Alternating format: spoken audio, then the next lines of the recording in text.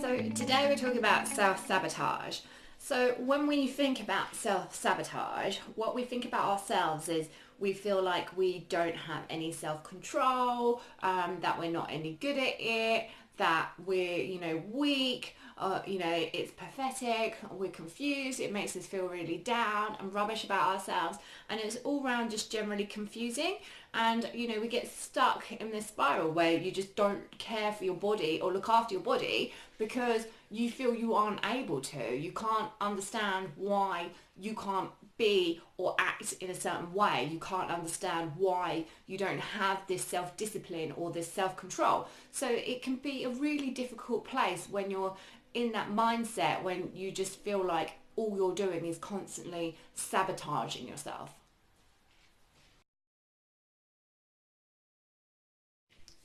So what we tend to do when we self-sabotage is we decide, we go down this downward kind of spiral where, we're having bad eating habits, we're not really moving, we feel terrible about ourselves. And then it gets to a point, we get to that trigger point. It could be New Year, it could be a wedding coming up, it could be a holiday coming up. It could just be, you've got to a point, you looked in the mirror, you saw a picture and you're like, enough is enough.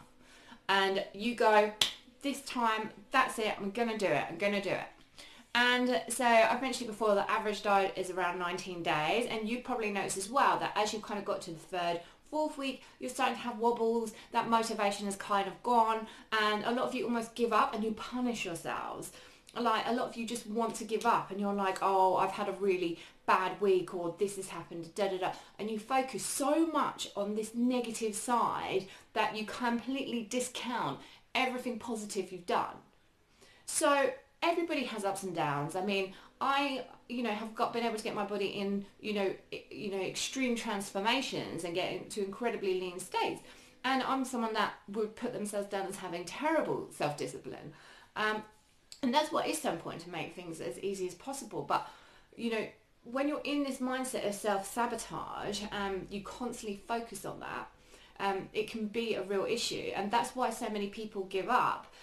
It's not because you have any less self-discipline than the person next to you, it's just your mindset around that self-discipline, which is different, and that's why you get in that negative mindset and you just carry on that downward spiral of self-sabotage.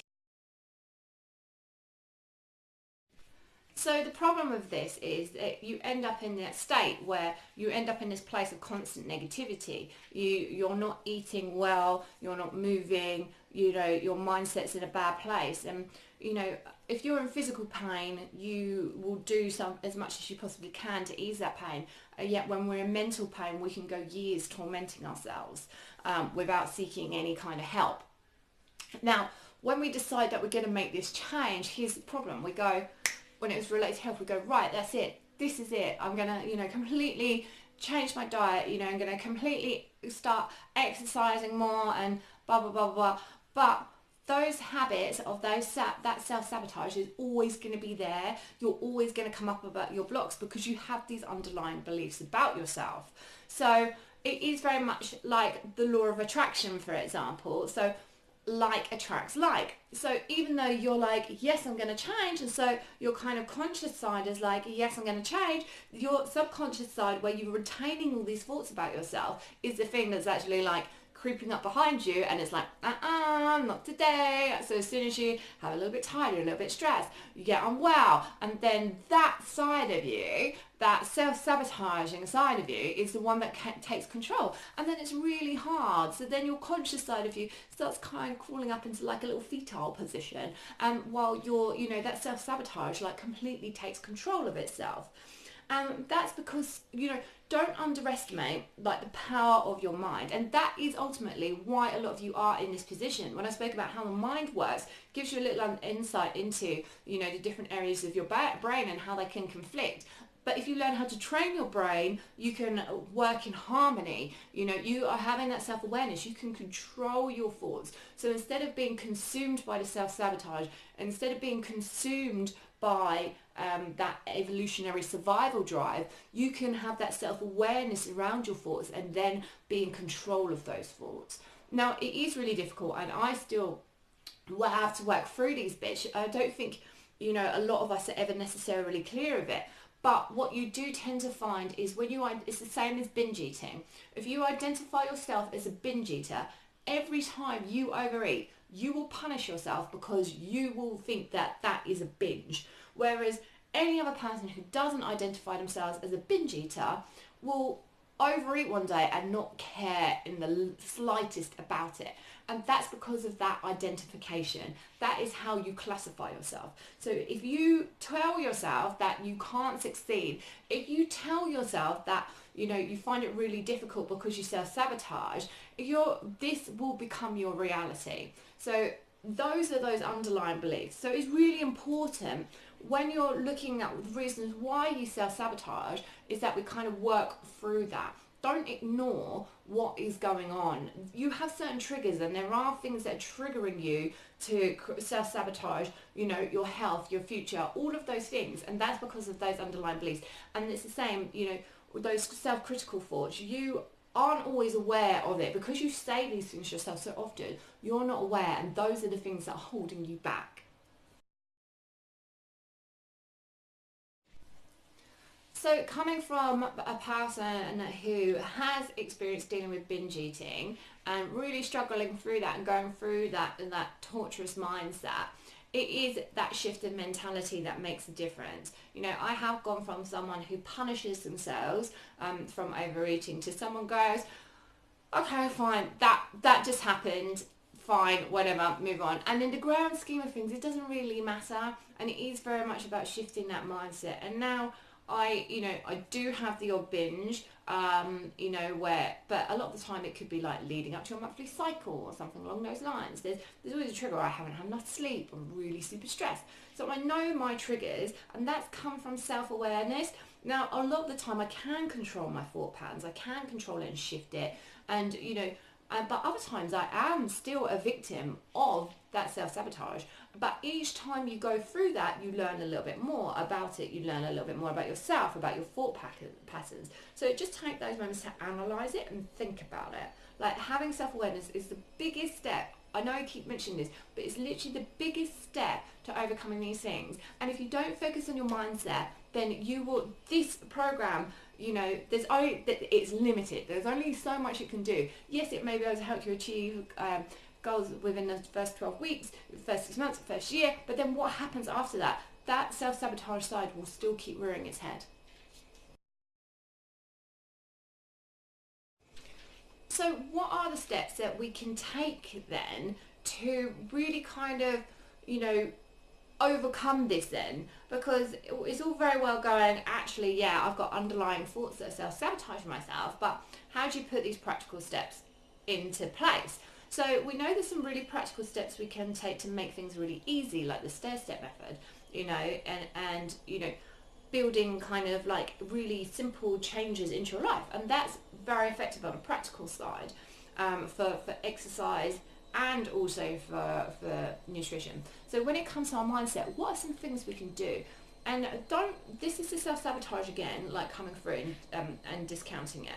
And it's like when I said, if you were to tell yourself you're never going to eat chocolates or donuts again, you're probably going, okay, right, I don't want to. And again, we don't really need that. So what is that in your brain that's telling you that actually, no, you don't want to give that up, or I would never be able to stick to it?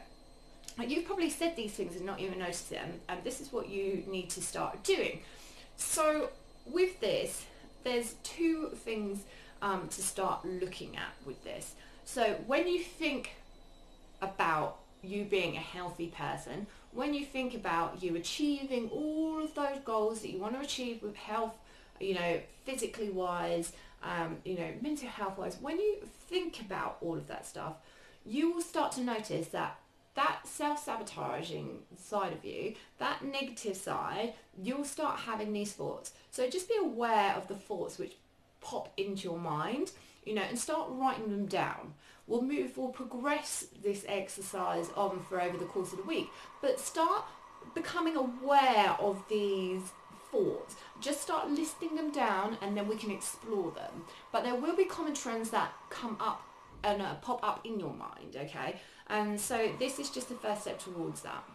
The second thing that you really need to start focusing on to really start changing your mindset is start listing. I know I said about celebrating your goals, but really, like attracts like. The more you think about, oh my God, I didn't do this today, oh my God, I didn't do that today, the more you are going to self-sabotage yourself, the more negative things that you're going to do over the course of the day. So it's really important. Write down everything. If you have breakfast that was your plan, write that down. You know, it's pointless even just thinking it to yourself. Start making a note. If you can't be bothered to make a note, make a list of why, because that's a self-sabotage. Why do you not want to make a note of all your goals and everything you celebrate? It's time to really start focusing on your goals. You know, we've done the odd bit where we were like, okay, what's a big goal for you this week? What have you achieved? But really, it doesn't matter how small it is. It's literally like, what have I achieved? Start listing everything good that you've done. Start focusing on those good things. Don't even bother writing down or thinking about all the things you didn't do, all the things that you could have done, all the things you messed up on. None of that is important. You know, the main focus is, from this point forward, you start listing everything. I stuck to all my meals. I exercised today. You know what? I turned down a biscuit. You know, I complimented myself. You know, all of these things, positive, positive, positive. Positive reinforcement, like attracts like. You know, whether you believe in the law of attraction or not, it still works in your mind, because the more positive things you think about, the more opportunities you see, the more you praise yourself, the more likely your mind evolves into just naturally. You're repeatedly telling yourself about all these great and healthy things you've done. So eventually it shifts that perspective from going, oh my God, I'm such a failure. Oh my God, I keep sabotaging. Oh my God, I just didn't stick to plan. Oh my God, all these negative things. Oh, I may as well just give up. You know, to someone that's going, yeah, I did really well. I ate my breakfast today. Yeah, I did really well. Do you know what? I said, no, I had a biscuit today. I didn't need 5. You know, I know I did really well. You know, normally I would go to a restaurant and I'd have starter main dessert. I just had a main. Yeah, it was a pizza, but that's fine, because it's still better than having a starter, dessert, and main. You know, focus on those really, really, really good points, and eventually you'll start shifting that whole mindset, and then you'll just start thinking like a healthy person. If you're a healthy person, how does a healthy person think? What things that healthy people do? From this moment on, do not give a flying F about the things you perceive as negative, the things you perceive as failures. Any of that is completely irrelevant. The only things we ever want to hear about is all the positive things, okay?